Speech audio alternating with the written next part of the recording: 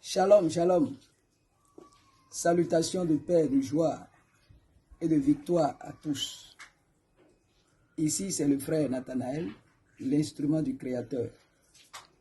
Aujourd'hui, nous sommes là pour partager une fois encore. Nous sommes là pour partager une fois encore la connaissance sur l'identité spirituelle de l'homme. Et dans les éditions précédentes, nous avons parlé de la nature naturée et la nature naturante. Nous avons dit que la nature naturée, que tout le monde caractérise du monde physique ou de la vie charnelle, est caractérisée par 4 entités qui sont la terre, l'eau, le vent et le feu. Et nous ne pouvons jamais arriver à maîtriser ces 4 entités qui sont 4 mondes, 4 différents mondes, sans avoir la connaissance de la création de ces entités, le pouvoir que l'univers a attribué à ces entités, leur nom indigène,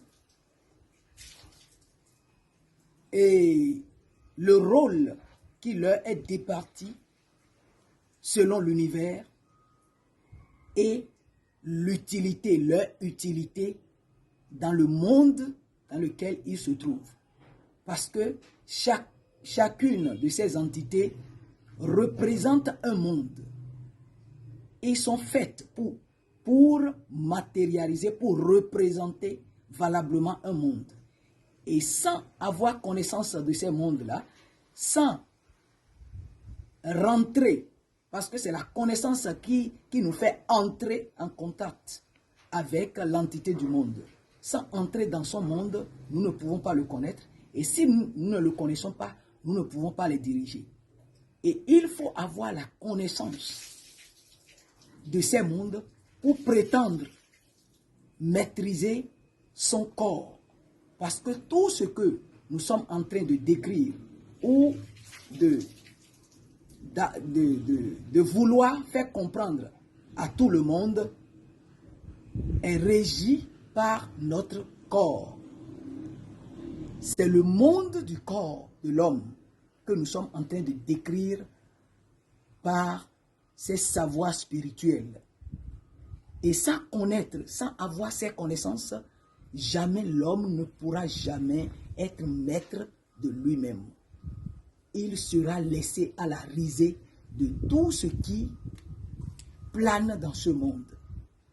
Il sera dirigé par le monde qui l'entoure. Il ne pourra jamais avoir la connaissance réelle de son identité.